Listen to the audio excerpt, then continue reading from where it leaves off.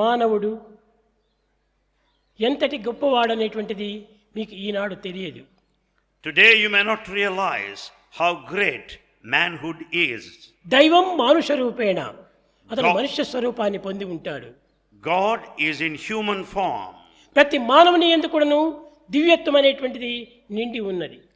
Every man has got the divinity within him.